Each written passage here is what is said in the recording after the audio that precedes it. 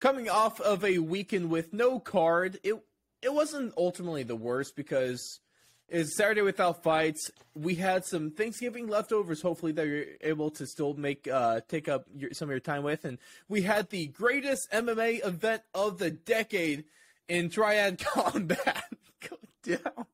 Or we saw the Mike Perry fight was actually pretty good, but Frank Mir. And we had MMA. MMA boxing, because it was like boxing with MMA gloves, but you could clinch in a triangle that looked like a sandwich that was cut in half.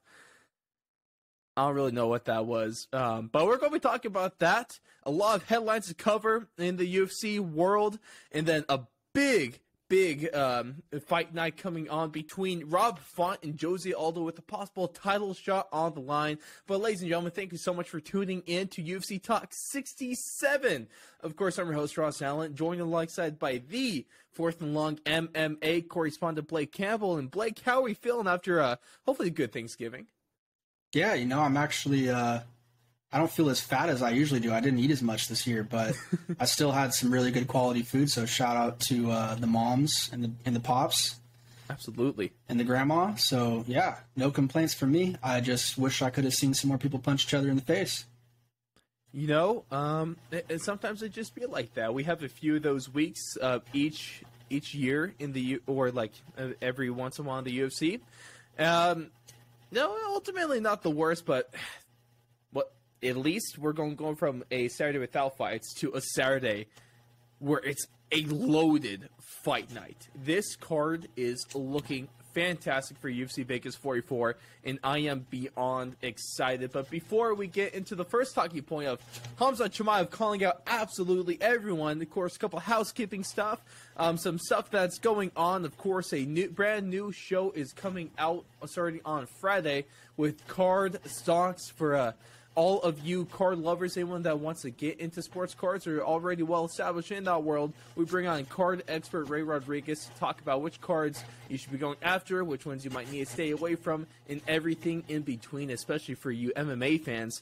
UFC has been finally getting into the card game, and they're going to be making you a pretty penny. So you're definitely going to want to check that one out. And also, Blake, I know you're going to find this one funny, but the live stream of Pain, that date has been finalized, and that goes down December 11th in the afternoon. Of course, that's because I lost a bet to Jalen, our co-host here, and I have to do the one chip challenge. And so since I'm going to be in so much pain from that, I figure I'd make an event out of it. We're going to do a live stream.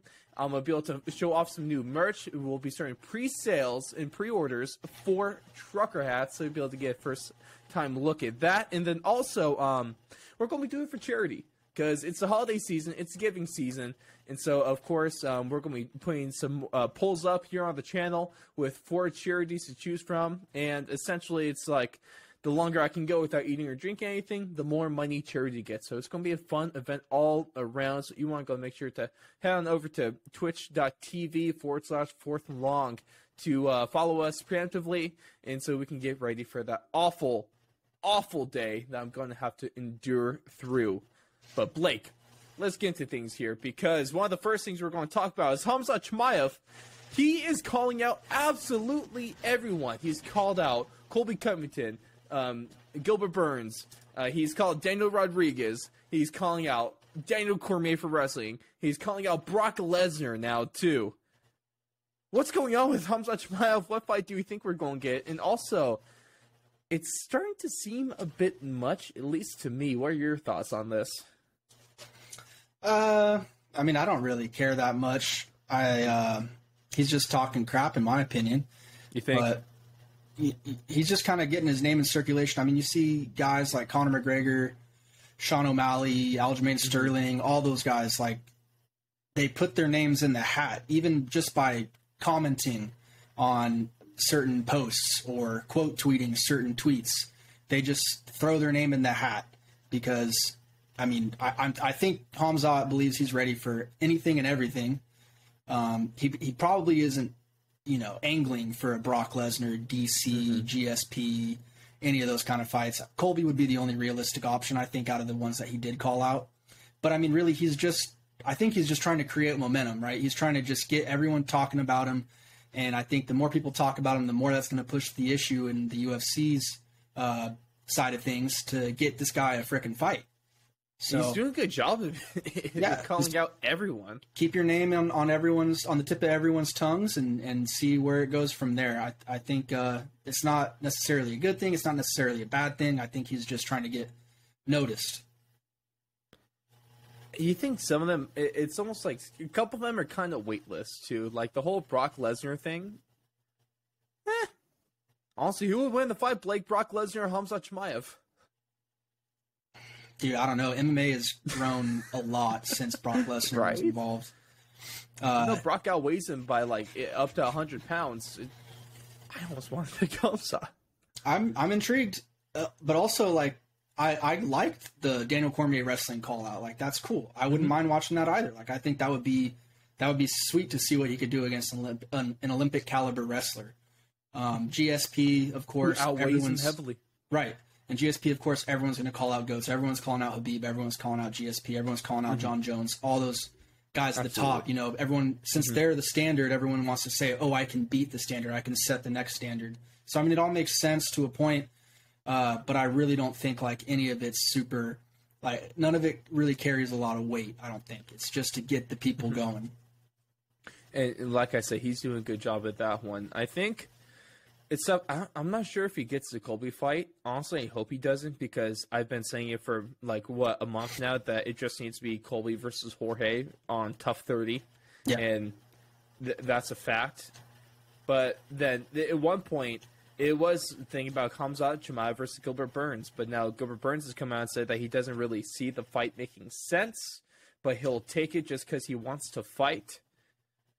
Realistically, what do you think is the next fight for Khamzat Chimaev? Like, what call-out do you think is actually going to stick? I feel like we've literally talked about this every week for the past but it feels like he's changing for some reason, or it's almost like it feels like he's not going to get the fight that we're thinking he's going to. I think anyone in the top 7, like, line him up. He beat the Leech. And now it's like I think anyone from like numbers 1 through 7, maybe even 8. I'd have to pull up the rankings right now and see just to see who's in front of him. But so someone's got to step up. To 11 now, the title contender has to step up and face this guy. You know, like he's still, I'd say, at least 1 to 2 fights away from the title just because of how much hype he has. But he has to fight another high level. He has to take another step up. The Leech was awesome, great fight. It proved everything that we thought about him right. He's still on the upward trajectory. Now we need to put another speed bump in front of him and see, okay, does he run that over or does he freaking lose control and crash and, you know, isn't what we thought he was. Absolutely. At least from the UFC, Khamzat Chimaev himself is giving you plenty of options for his next fight. So you almost can't go wrong with the names that he's called out, which is a positive. And then going from that, let's talk about another fight that's actually been booked and is a MMA community, is UFC fans. We can all take a collective sigh of relief because the UFC and the matchmakers, they did the right thing. And we're finally getting confirmed Dariush versus Makhachev. It's finally booked. It's going to happen. And I'm glad it took them way longer than really it should have. So, what are your thoughts on this fight? And then also, what does this mean for Justin Gaethje now? I love the fight. Like you just said, it's the fight that makes sense. It's the fight that I think both guys deserve. And then for Gaethje, that clearly means, in my opinion, that barring something absolutely insane happening in Makhachev versus Dariush, Gaethje should be the next person challenging for the title. Like, unless, man, I don't even know if there's anything that Makhachev or Dariush could do to win it over him, because you know for a fact Gaethje versus Chandler or Dustin Poirier is going to be insane. Like, they're going to stand up, they're going to fight on the feet, and it's going to be entertaining. It's going to be another close to a Michael Chandler versus Gaethje bout. Whereas Makhachev, Dariush, not as clear-cut of an entertaining fight. just because of their styles, right? And I'm not trying to poo-poo on what gets people dubs or whatever, you know, your philosophy is. But, I mean, it's just honest. People are more attracted to someone getting punched in the face than they are someone, you know, holding on to someone or laying on top of someone. Not saying that's what they do. It's just, to the casuals, it's what it kind of looks like. Even to non-casuals like me, I still prefer that kind of stuff. Yeah, it's just more action-packed, right? But it's cool. Like, it's cool to see two dudes try to slug out and knock each other out. Yeah. It's just a fact. Yeah. So, I mean, I definitely think Gaethje is in the driver's seat still, and I don't think there's anything that could take him out except for an injury. Mm-hmm. And so this, in just a couple weeks, we get Poirier versus Oliveira. Makhachev and Dariush goes down February 26th. So we're going to have a decent chunk of time between this title fight and then the Dariush and Makhachev fight. So, yeah, if all goes well, we should see Justin Gaethje be named, or that we should see Justin Gaethje matched up against whoever wins the lightweight title, whether it be Oliveira or Poirier. And then you have Dariush, and so like you get that fight lined up. Then you have Dariush versus Makhachev. Then you get your number one contender from that. And then hell, you could probably even do the loser of Dariush versus Makhachev against the loser of Poirier versus Oliveira. Yeah, I mean, there's plenty of options. The only monkey wrench that's going to get thrown in come April or so is going to be Conor McGregor. Yeah, you might have, depending on Conor, you might have to put the loser of that title fight against Conor McGregor. No matter who it is. According to Conor, he's fighting for the title. Yeah, according to he better not be. No, we'll see, dude. We'll see. You never know. Conor, a lot of times Conor gets what Conor wants. Conor's good though, man. I mean, he's. Yeah. I think. Again, I don't see it being a bad thing with him headlining events, fighting for titles. Does it make sense ranking wise? No. But is everyone gonna freaking love it either way? I think so. Like, shoot, everyone either wants to see him get his ass beat or beat some ass. If you listen to Anthony Smith, I mean, no MMA fighter would be happy about that, but a fan, that's free game right Unfortunately for Anthony Smith, MMA fighters aren't the ones that pay his bills. Yeah, unless your name is Conor McGregor, then you are paying their bills. Just a little bit. Only if it fights you, though. Yeah, so the lucky few, you get a lot of money from Conor. Get some red panties for your woman. Exactly, man. Be like Brock Lesnar a little bit, too. I mean... Did he? Oh no! He's just he didn't talk about the red parents. He's just talking about getting on top of his wife that night. Yeah, and then he said something about what was it, Budweiser or Bud Light or Coors Light or something. I'm gonna drink a. It was a Coors or Bud, but he's going to drink one of those because the other one doesn't pay him nothing. Yeah, and then most importantly, he pulled a Frank shoe out of Frank Mir's ass and beat him over the head with it. That's one of my favorite post-fight interviews of all time. I would never expect that from Brock. It was so good. Yeah, dude, he's a psychopath. Pull that horseshoe out of his ass, beat him over the head with it. I put Brock Lesnar back in the UFC. I don't care. I'm still kind of mad we never got from the shoving match that we saw after Daniel knocked out Stipe. We never got to see that. Cormier would have lit Lesnar up, bro. Oh, it would have been a fight, but I want to see it, though. It would have been terrible for Brock. And I think Brock knew that. That's why he fucking, never stepped up to the plate. Yeah, man. Probably things that was back in, 2018 now? I mean, look at what Alistair did to him. And who else? Was it Kane? Who else beat the crap out of him? Was it Kane that beat him when he was going through, the ulceritis or whatever the hell, that stomach disease? It was either that or, was it JDS? I can't remember now. It was one of the Mexican fighters. I know he got his ass beat 2 or 3 times in a row. He did. But, a big, buff, juiced up, bearded Brock Lesnar is a scary, scary looking dude. I would not. He looks like a freaking lumberjack. Okay, I would not want to see him in the street. But a lot of these heavyweights would love to see him inside the octagon. Speaking of a guy that's probably not going to see the octagon, and Blake, Kevin Lee's never going to be able to fit into any of this now. We're never going to get the answers to this question because the UFC cut him. Oh, a tragedy.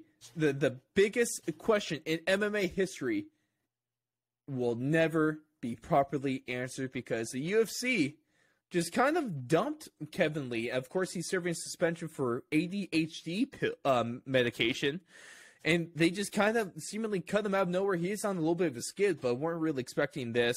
He went to the MMA Hour with Ariel Helwani. He was talking a bunch of smack. Apparently, he just got an email from the person that sends out the matchmaking that he was cut, and not even a phone call or anything like that. So first off, that's kind of messed up. And now there's a lot of speculation on where he's going to end up. A lot of things, if you listen to Khabib, it could be, was it Eagle FC? So what do you think about this? Is it a deserved, did it kind of catch you off guard? What do you think about Kevin Lee here? It definitely caught me off guard. He's still a talented fighter. He's still young. Has a pretty decent following. Not even 30 yet.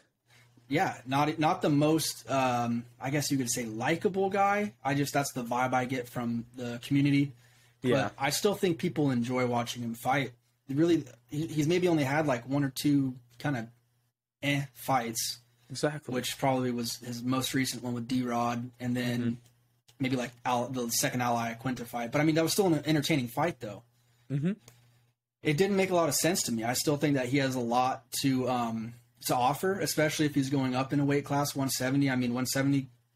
I think the bottom half of that division could use a Kevin Lee to kind of pump up and see, okay, can he make it through the ranks, make it to being possibly a contender? He could still be like a top 15 fighter in 170. Yeah. I mean, I was very caught off guard with that. But I also think that there's three sides to every story, right? There's going to be Kevin Lee's side. There's going to be the UFC's side. And I think the truth kind of lies somewhere in between both of those stories. Because Kevin Lee's obviously going to tell us, they just emailed me, they didn't give me my respect, blah, blah, blah, blah. But it's like, if you look at it from the UFC side, I'm sure they're looking at the ADHD medication mishap. I'm sure they're looking at like his behavior over the years, punching Michael Chiesa at a press conference, all this kind of stuff. Like, you got to admit, he's gotten into some shit. Absolutely, he has. He is not innocent. Like, regularly, I would say. Either he's in the headlines for talking a boatload of shit, or he did some shit. So it's like, you got to be able to reflect and really look at yourself through non-rose-colored or cloudy lenses. You got to be able to really just take a step back and say, am I a part of this problem? Like, what could I have done to have made this relationship work a little better? But I mean, we don't know this situation, right? I could just be talking out of my ass right now, which I probably am. So I think Kevin Lee, hopefully for him, he already said, I think yesterday, he got like 3 or 4 offers from other promotions. Yeah. He already pretty much has contracts. He says he's going to be a millionaire. Yeah. So and I already told you where I want him to go. Triller. Mike Perry Combat versus Kevin Lee, boy. Sign me up. Dude, that would be sick. I would absolutely watch the shit out of that. That's what I'm saying, dude. I can't lie.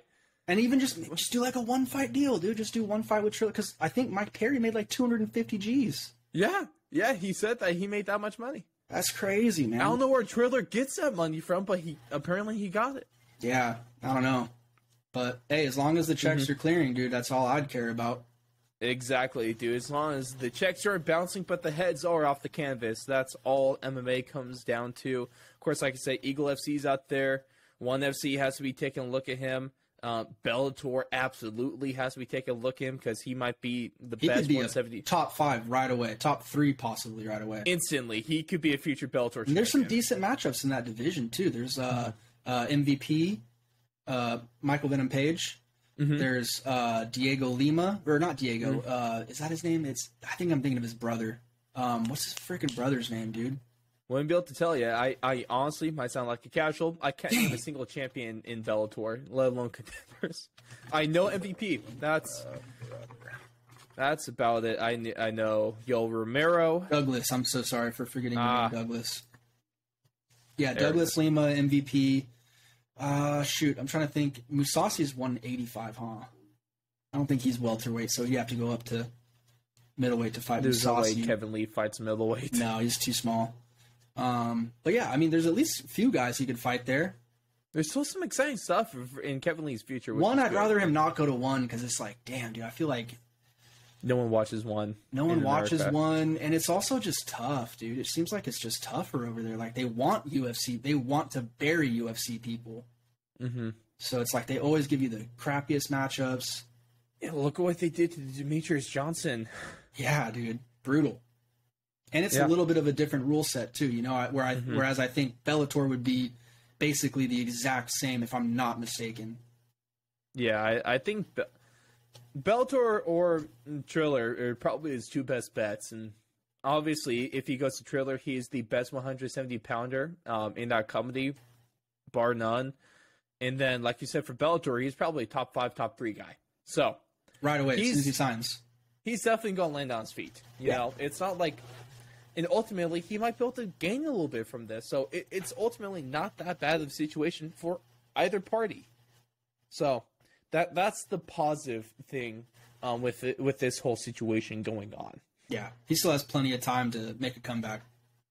Absolutely. And what about comebacks? Let's see if Jan Blachowicz can make a comeback and get going for that title again, because it's been announced that coming in March, he will be returning against Alexander Rakic.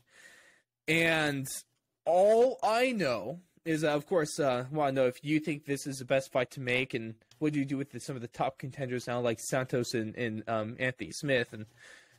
But all I know is that what I want to see from this fight is for that legendary Polish power to return and to absolutely beat the crap out of that Alexander and bounce his head off the canvas. I want to see it. I'd be down. I think that's a great fight to make too. Mm-hmm. Because I think that just about confirms, if it hasn't already been confirmed, Teixeira versus Prochazka. Yeah, for the belt. It hasn't been not official, but that has to be the fight now. It has to be, right? It should have been in the first place. Now at least we pretty much get it confirmed. So Thiago Santos and Anthony Smith, they fought back in 2018. Mm-hmm. I don't know if you remember, but Santos actually beat Smith by TKO, body kick, and punches. And it was actually a fight of the night. Pretty much how he worked his way up to that title shot with John Jones there. It was only, I think it got to the second round, and it was fight of the night. So, I mean, that just goes to show you, like, those guys were throwing down. I know Anthony Smith loves to throw down. We've seen it in all of his fights. Can he bring the fire back to Santos? That's what I was going to say. And Santos, not to be disrespectful, been kind of on a little bit of a slide, I would say. He hasn't necessarily looked the same as he did pre-injury, pre-John Jones fight. That's safe to say. Absolutely. So, I mean, I think it'd be a good time to run that one back, possibly. It's been about, I think, over 3 years now. I'm sure Anthony Smith wants that one back. They're still both way up there. They don't have fights lined up yet. Smith just beat a guy behind him. Not a lot of people are going to remember that fight, at least like right now, if they might go look back and remember. But if you ask... And I'm not completely sure. That might have been at middleweight. I might be mistaken on that. But I'd have to look into that. Okay. But yeah, I'm almost positive it was at middle. I'd put my reputation on the line to say that fight was at middleweight. So it would be different now at light heavyweight. Of course. And it puts one of them probably like a win away from a title shot. Yeah, or a title contender, or a eliminator fight, something like that. Mm-hmm. And the funny thing about Anthony Smith is it came out in an interview from I think November 30th, where he said it would suck if Alexander Rakic was rewarded with a Jan Blachowicz fight after turning down several opponents. So didn't really get his wish there. Christmas has not come early for Anthony Smith, but who knows? I really like your idea of running that back. But how do you see this fight between Blachowicz and Rakic going? And does Jan still have a chance to get his hands back on UFC gold? Man, I don't know. I want to say Jan should be the favorite in this fight. I think so. I haven't seen Rakic fight in a while now. The last one was that boring win over Santos. The big thing with Rakic is really just his kicks, leg kicks, high kicks, body kicks. He's a specialist, I believe, with his kicks. Mm-hmm. So I think that's really the main thing that Jan will have to watch out for. And other than that, it's like, it's hunting season, you know? Go out there and collect a head. You got to if you want to get back to that title, you're going to have to win in impressive fashion. Especially by the way that you lost, you know? Mm-hmm. Hey, a knockout, like, especially if so, of course, this would be hypothetical because the title fight hasn't been made yet, but say that we're doing Yuri versus Glover. Just assume that. And they also make the assumption that Yuri wins that fight. If Jan knocks out Alexander Rakic, it would be a good case to put him against Yuri for the belt. Oh, yeah. 100%. You could definitely make a case here. Two crazy dudes with crazy power from Eastern Europe that are, one, like, goes out into the cold and howls like a wolf, and then the other one has a piece of a noose. I mean, that's 100% the fight that they wanted to have happen. I'm pretty sure the UFC brass was, I don't know if rooting for would be the right way to say it, but they probably were leaning towards wanting Jan to win that fight just so they could line that Prochazka fight up, because that would be huge between those two countries to see, you know, who's the baddest. I could definitely see that. It makes sense. That fight probably sells more than, like, I don't want to be rude, but say like a old, almost like kind of Finnish Glover, but apparently Glover obviously isn't Finnish, and he's still might be in his prime. If Glover beats Yuri, bro, he could turn into a big deal. If Glover beats Yuri, that would be insane. He would be a huge deal. Glover instantly becomes one of the best champions in the UFC. I think Yuri, probably him, Patty, and Khamzat right now, I'd say, or Patty Pimblett, are probably the three biggest hype machines, and maybe even no, I won't say it. I won't throw Sean O'Malley in there. But you know, I'd say right now, as of right now, Khamzat, Jesus Christ, I just lost my train of thought. Yuri and Patty Pimblett are the three biggest hype trains in the UFC. So if Glover could take out a Yuri Prochazka, like, that's going to be huge. That would be insane, man. That is just a phenomenal fight. And sorry, because I don't want to sound like I'm kind of writing Glover off, because I obviously don't want to, because that dude pulls out wins from nowhere. That wasn't the case against Jan. He obviously was just winning that fight from the first round to the second round. Man, I think there's just fun fights that you can line up at the top of the light heavyweight division. There's a lot of really good stuff there, and the division's slowly rebuilding and turning into something that looks like a fun time again, especially like once we get to UFC Vegas 44, you're going to have to run it through Jimmy Crute and Jamal Hill. Yeah, like, at least it's not just the same three guys just circulating. Exactly. Like it was for a few years. Right. You know, John Jones, Daniel Cormier, Gustafsson, and then I guess you could throw in Anthony Johnson as well. Because it's like those guys kind of controlled the light heavyweight division for like 4, 5, 6 maybe years. Mm-hmm. Seems like those are like all the big fights always happening. So I am loving the fresh blood inside the light heavyweight division. That, of course, only makes things that much more exciting. But, ladies and gentlemen, let us know what you guys think about Khamzat Chimaev and what's going on with all of his crazy callouts. What you think is going to happen with Justin Gaethje now, where Kevin Lee's going to end up, and also what do you think about Jan Blachowicz, and where do you think he is going to go with his career, and can he get his hands back onto UFC gold? Well, of course, before we get to What the Blank, just want, of course, a shout-out. Of course, we're going to have all of our stuff on our socials. Make sure to check those out. A lot of fun conversations and MMA talk happens every day, I know. On Wednesday, I definitely got Blake real good with one of my troll posts. What are you shaking your head at? You got me. Only half of it got me. I was like, what the hell are you talking about? You told me Cyril Gahn pulled out. Yeah. And I wasn't, I work for a living. I don't just sit on my ass all day. I have to, I have a job that I get paid for. I work for a living. I don't know what you're talking about. I'm in an office. I don't work from home. Hey, you're just jealous you can work from home. It's all good. So, I didn't have the time to be checking my phone like that. And I was like, okay, well, like, what's up? Did Cyril Gahn really pull out?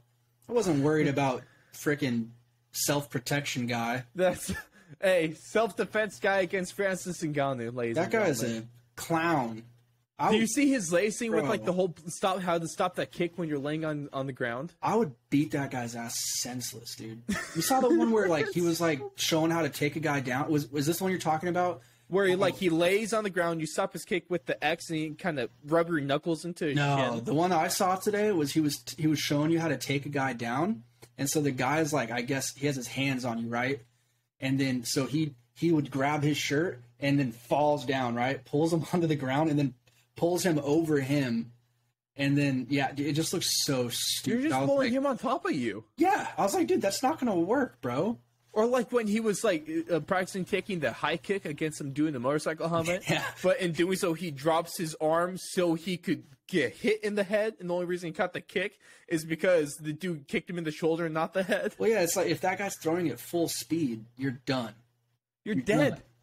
Or what about that one group one where he was just kind of running around? You're going to be doing the Kevin Lee dance, bro. The Kevin Lee chicken dance that Edson Barboza had him do, you know? Oh. It's so bad. Yeah, he's legitimately going to get someone killed. Eventually. I mean, he's been around apparently for years, so I'm surprised. Really? I'm surprised he's going so viral. I mean, I think it's really just for shit posting, but like no one can actually take that guy serious. At least I really hope not, man. And he charges money for classes. I would pay money just to like fight him. I'd be like, dude, I pay money to see him fight Francis Ngannou. I mean, that wouldn't even be fair, though. Francis would eat him. Yeah, I know. I want to see that. I want to see a regular average Joe attack this guy and see what he's talking about. Someone that's not just going to, oh, here, I'll just push you a little bit.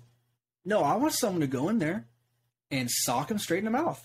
And see what I nominate you for this. I nominate you for this role. Set it up, dog. I'll fight that guy right now. I'd fight him. Yeah. Literally right this second. And just, I just want to see what's up. Not even like out of hatred or like disrespect. It's just, I am genuinely curious. Because I know I can't really fight that well. I want to see if I can beat your ass because you look like a fakester. It looks like someone went to the Goodwill, bought some cheap-ass gloves and the vest, and starts calling himself defense guy. Like, is he a police officer? Also, the earpiece. The earpiece is so funny. I don't get it, dude. He's so weird. Hey, Blake, the real fight to make is him versus Steven Seagal. I was going to say Jean-Claude Van Damme. That would be sweet. Oh, no. It's so bad, but you can ask Cody No Love, bro. Jean-Claude Van Damme doesn't give a shit about sparring, and if you're supposed to block a kick, he'll just hit you square in the face. I haven't seen Cody No Love knock his ass out, dude. Did you hear about that? They had beef back in the day. He really, yeah, like Cody had like a full-on meltdown. Wait, Cody had the meltdown? Yeah, because Jean-Claude Van Damme hit him and I can't remember exactly. He either chipped his tooth or did something stupid, But yeah, he was. Does he outweigh him by a lot?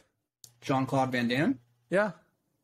I would assume. I don't know about a lot because he seems pretty skinny himself. He was probably on a lot more coke. Yeah. That's for sure. Skinny. That's for sure. Jeez, dude. Yeah. You gotta turn Van Damme into Rafael Asunsao and just have Cody put him to sleep. That would be fun to watch. Cody doesn't need to turn him into anything, bro. You just literally need to fire one punch. Yeah, see, this is stuff you're missing out on if you don't follow us on Twitter and Instagram. Of course, you can find all of our links at thefourthandlong.com. For all of our MMA stuff, you can find us at thefourthandlong.com/MMA. And then Twitter at Fourth and Long Radio, Instagram at Fourth and Long Radio. But it's about that time. Before we get to UFC Vegas 44, it's time for What the Blank with Blake. Of course, I love you guys. I'm glad that this segment has really caught on.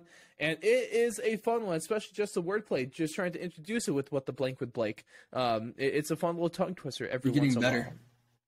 I'm getting better? Yeah, I think this is your best week so far. Oh, that's very nice. I've been practicing, can't you tell? I sat in front of my closet for an hour and just repeated What the Blank with Blake. Oh, absolutely. We can tell. Dude, professional. That's all we do on the show. But for those that don't know how this works, 3 statements, each of them having a blank in them, and it's up to Blake to fill in the blank. All right. We kind of mentioned him earlier on the show and talked with Kevin Lee, Blake, but statement number 1, Triad Combat is blank.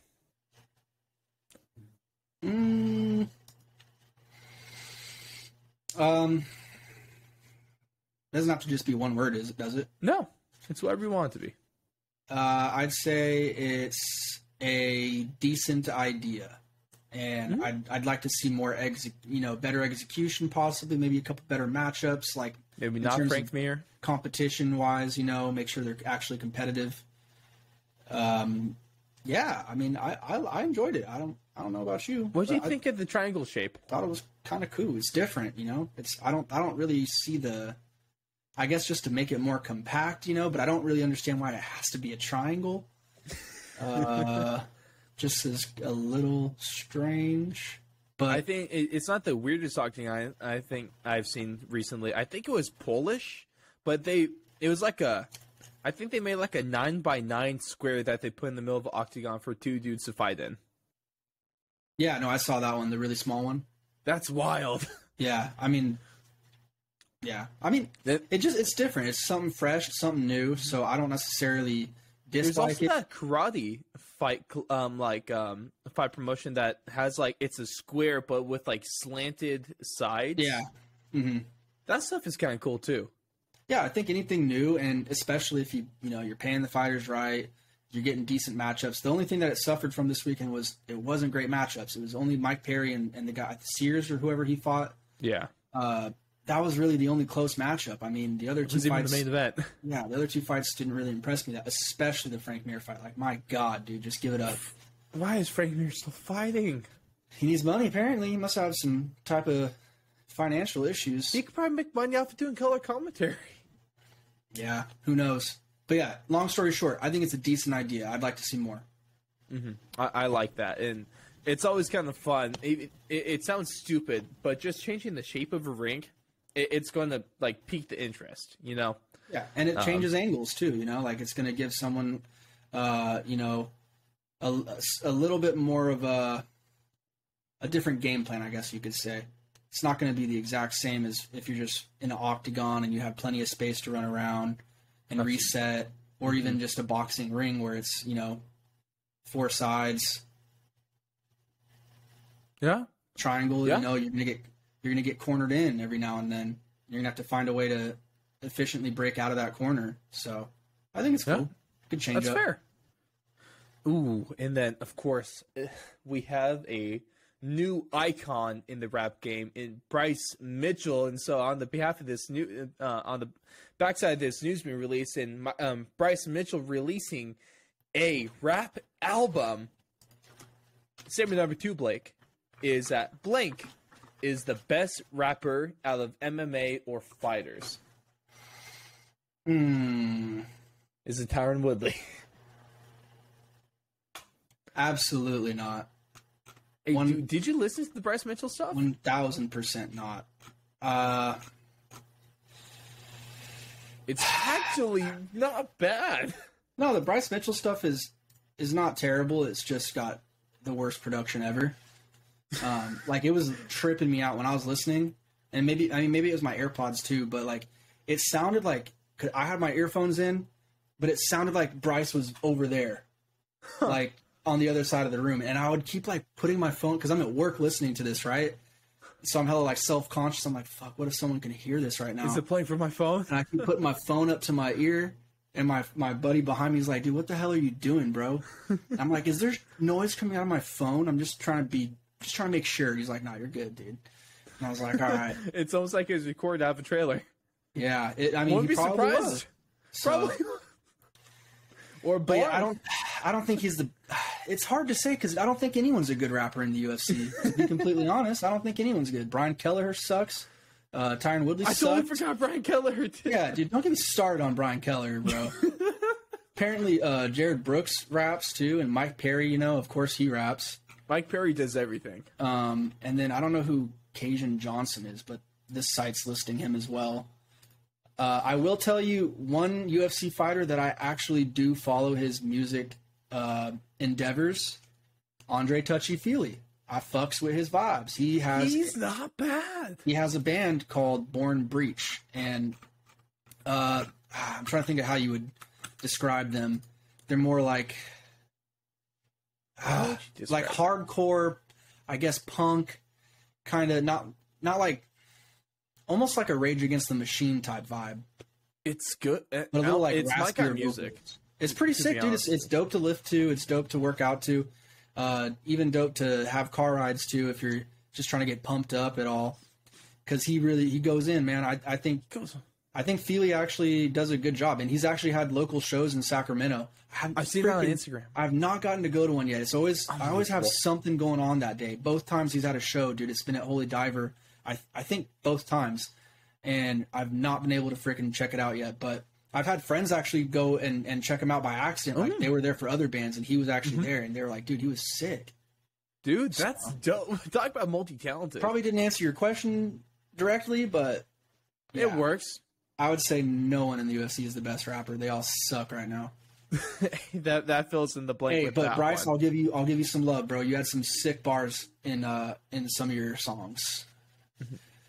Came from a trailer.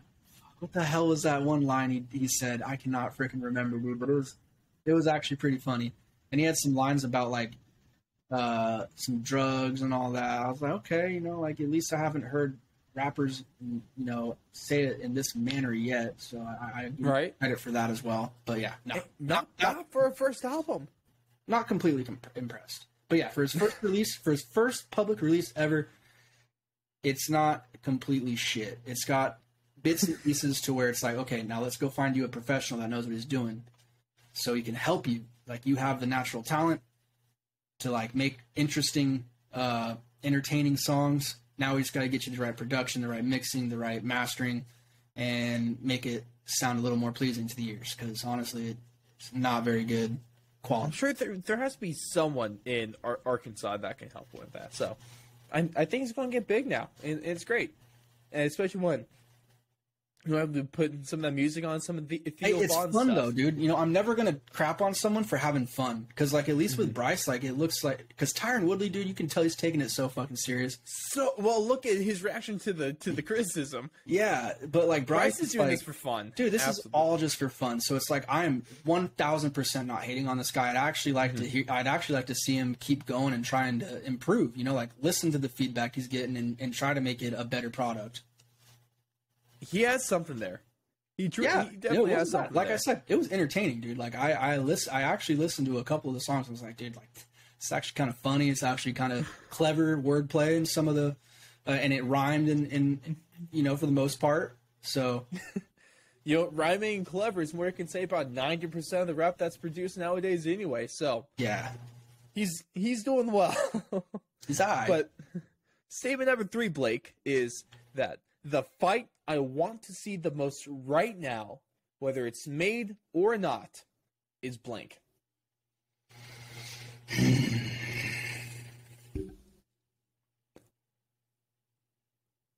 The most. I mean, you're asking a tough question for a guy like me, because I have so many fights I want to see. Yeah, I know. That's why I chose it, because I want to be a bad person.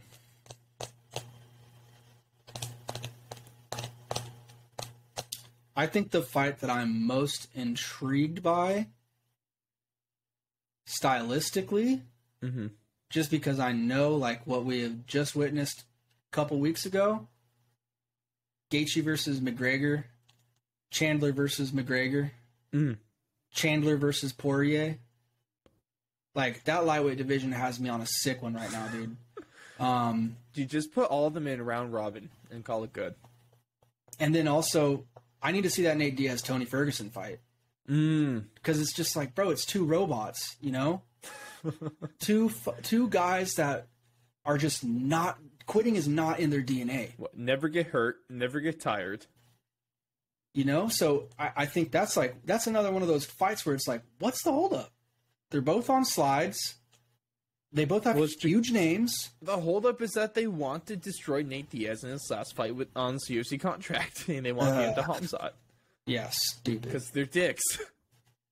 But yeah, I think definitely McGregor versus Chandler or Gaethje, or Diaz versus Ferguson, just because I think that would be like a fight to the death. You know, that's like one of those fights where you can't have a round limit. You just see, okay, this is gladiator status. Like, who's going to leave the arena alive?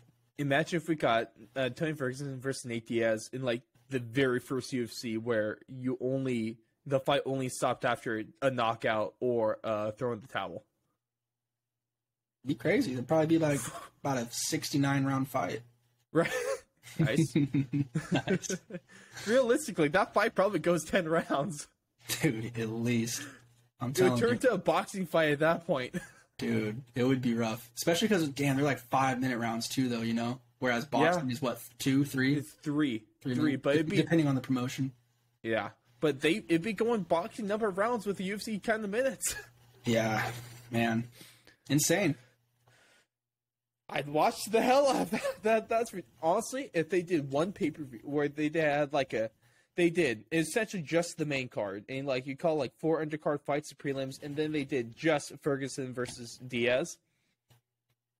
That's a card right there in its own. Yeah.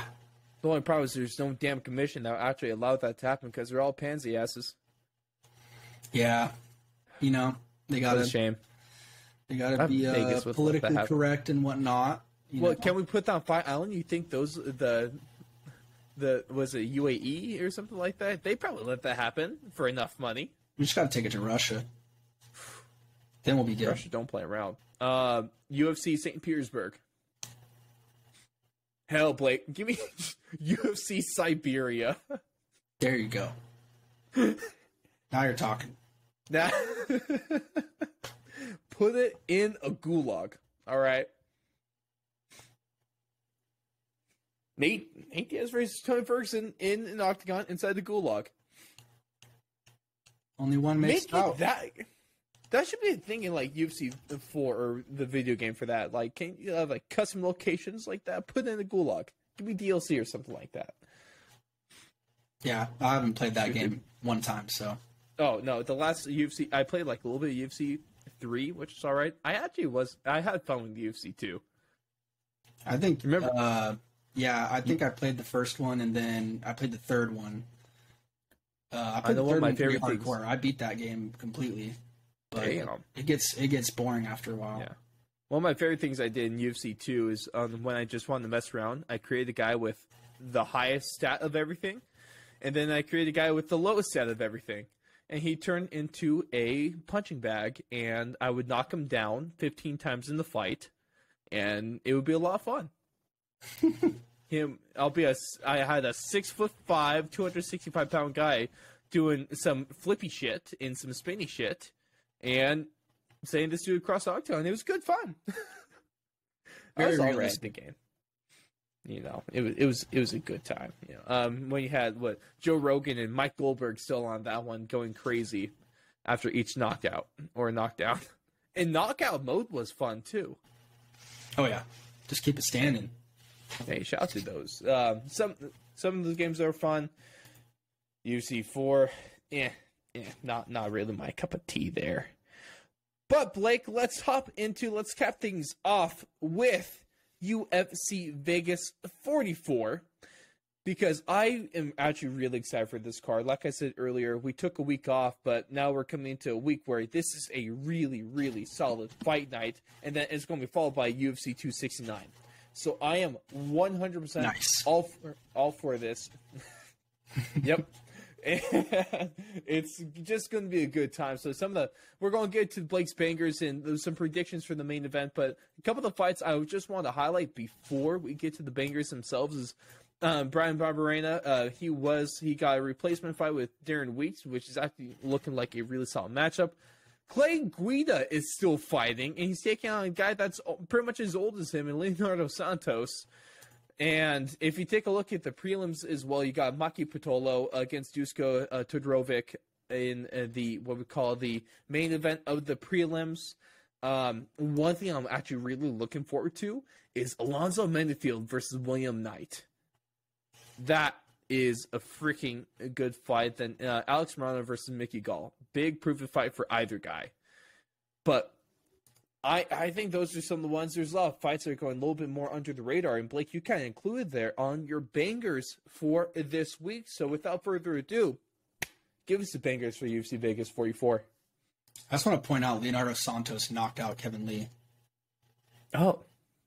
Isn't that crazy? Anyway, bangers. Bangers for this week. We're going to do Brendan Allen versus Chris Curtis. Love that. We're going to do, and that's in the middleweight division. It's crazy how small Chris Curtis is. 5'8", dude. Yeah. Hey, he bought out middleweight, but yeah, definitely. I'm excited for that fight. Jimmy Crute versus Jamal Hill is the next fight that I picked. And those are just two guys that are, kind of up-and-comers in the light heavyweight division, trying to make their way into contenders. Two guys coming off of kind of brutal-looking finishes in their last fights. Jamal Hill got...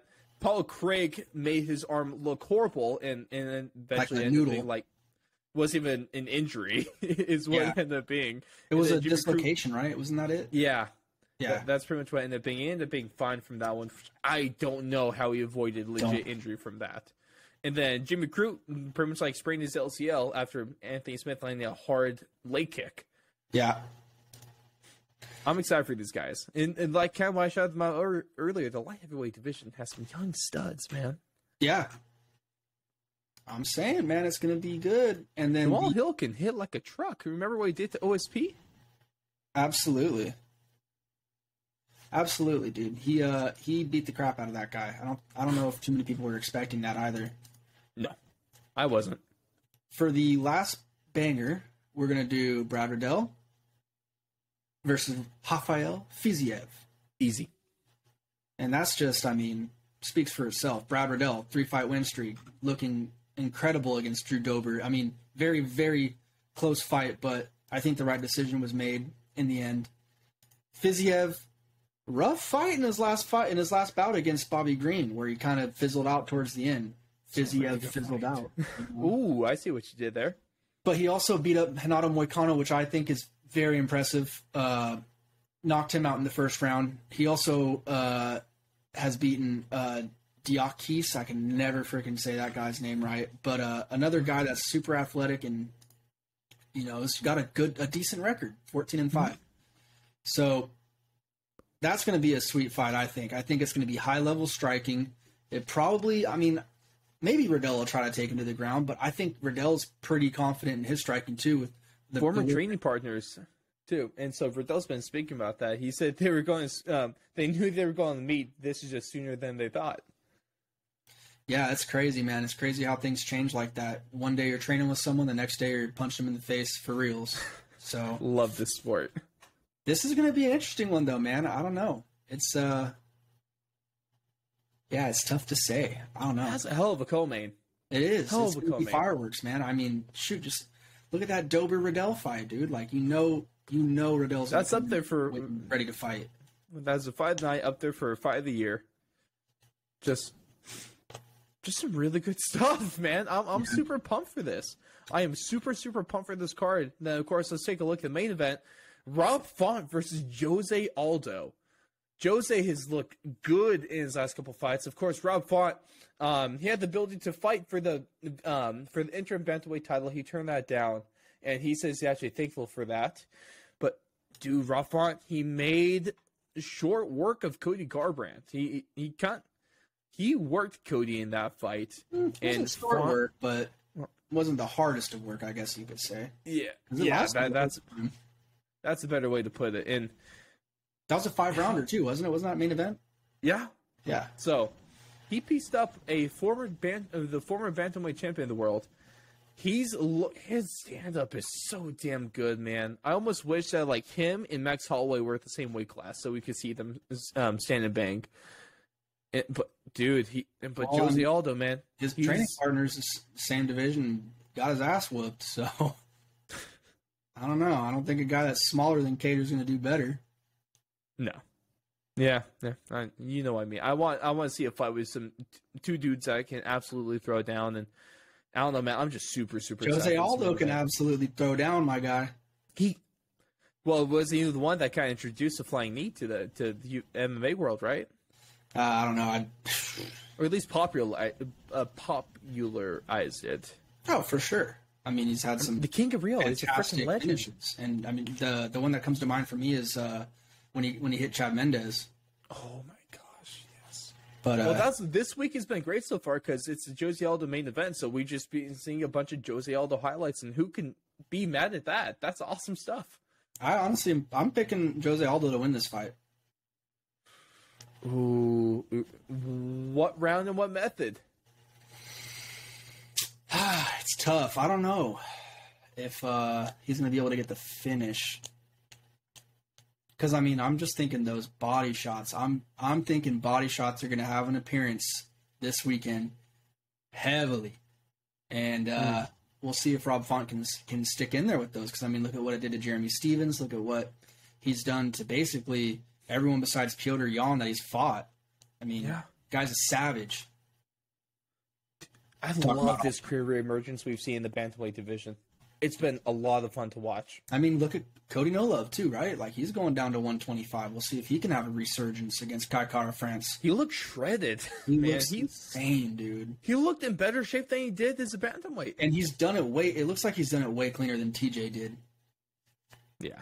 You know, TJ looked like a skeleton. Cody obviously looks smaller, but he looks healthy. He's healthy, yeah. He doesn't look all sucked out, you know, in his cheeks and just frail. He looks ripped.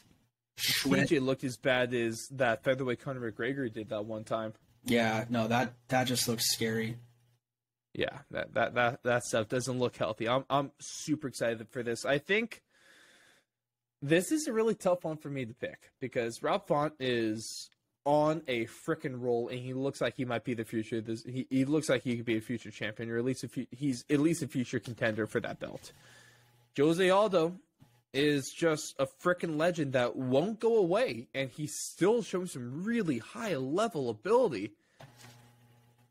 I'm really torn on this one, and since I'm torn and you picked one side, I'm willing to go Rob Font in this one via decision.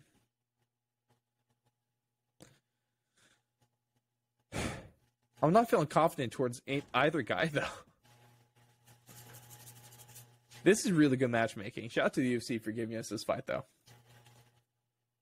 Oh, yeah. It's going to be a good barometer for Rob Font to see if he's got what it takes to be a champ, because Aldo is one of the, probably top 5 to 7 legends in UFC, I'd say, as of right now. Mm-hmm. Just because of his special run at featherweight, Good, man. It's hard. You can't really.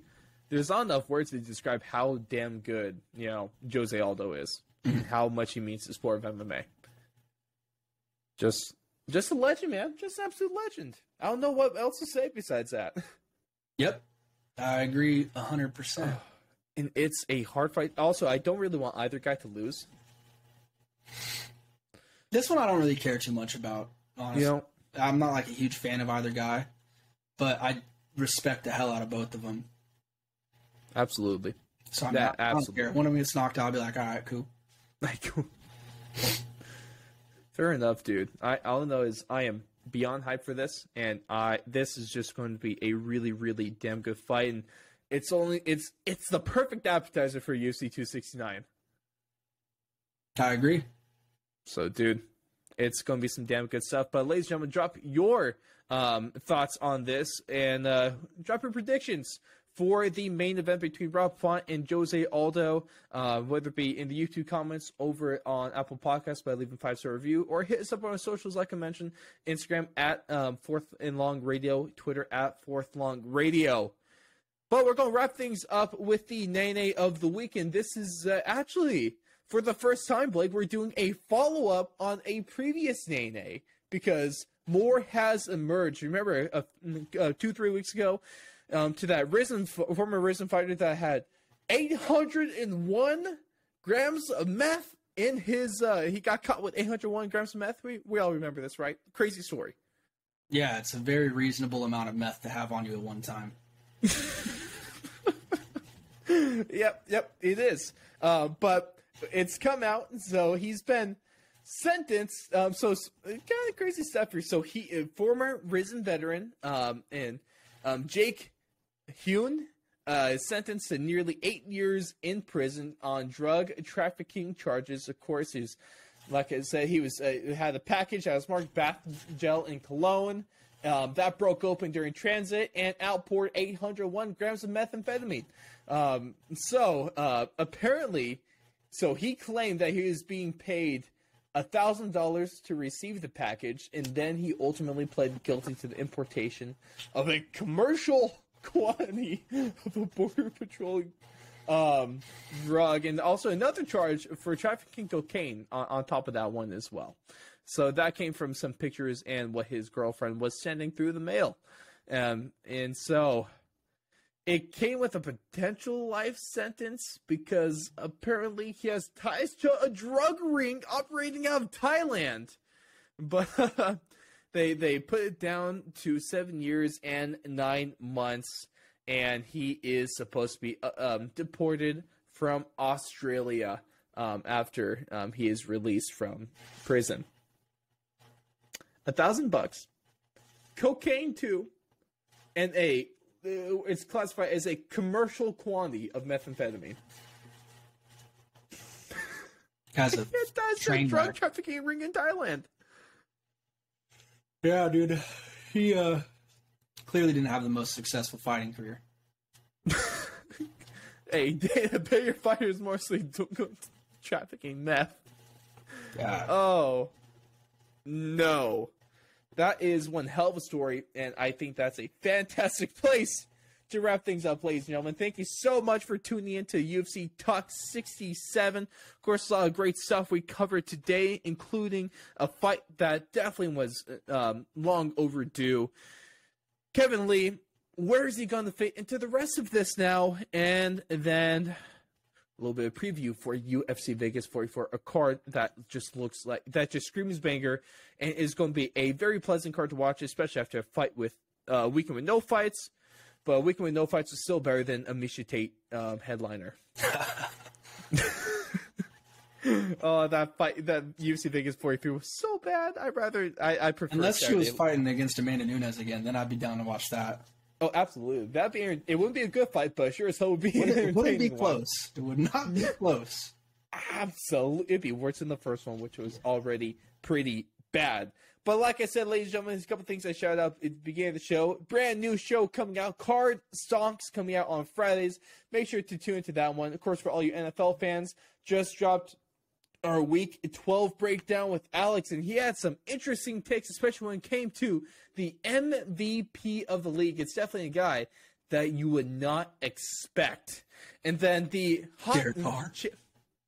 Absolutely not. He is leading the league in yardage, but that's the only thing he has going for him right now. Oh, you're crazy, bro. Hey, I'll let man. it slide. I'm not gonna derail you. I'll let it slide. Oh, you damn Raider fans. But then also, of course, the live stream of Pain is coming up December 11th. And funny enough, that is the day for UFC 269. So I am going to be in a lot of pain that night trying to watch the fights. You did it to yourself.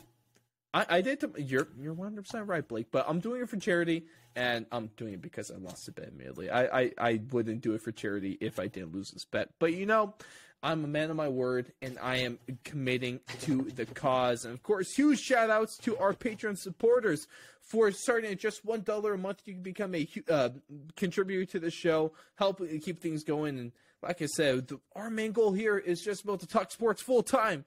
And all of you fantastic people make that possible. So, of course, you can go on over to patreon.com/4thandlong to get started today. Like I said, just $1 a month. Gets you bonus content, behind-the-scenes stuff, discounts on merchandise, and a bunch more. So go check that one out. Huge shout out to our biggest contributor, Ray Rodriguez, for all your card collecting needs. Going over to Instagram and follow at The Big Bat Box. Shout out to Ryan Watson and Neil Wiley. But Blake, your thoughts on Thanksgiving? in one word or phrase. Since we didn't have a card last week, just give me Thanksgiving. Fantastic. I don't know. Shit. I was pretty pleased, Raiders won. Can't complain about that. Somehow, in one of the worst games. About that. One of the worst games you talking about? Dude, that was a horrible game to watch. Are you kidding me? How many penalty yards were there? It was... Yeah, but still, how many dope plays were there? A couple. Come on, brother. Hey, I'm going to be honest with you. Kick return. I watched most of it, but I did miss a lot. Jackson touchdown.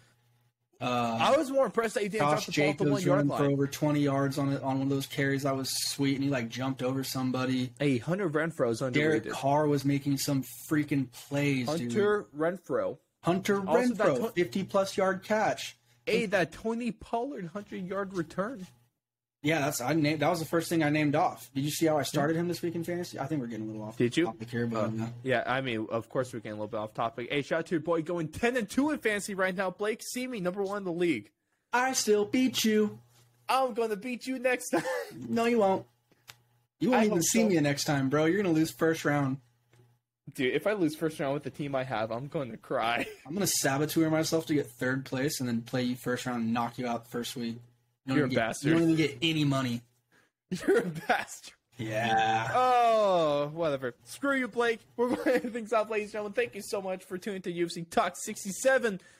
2 more episodes until the nicest MMA show you'll ever hear.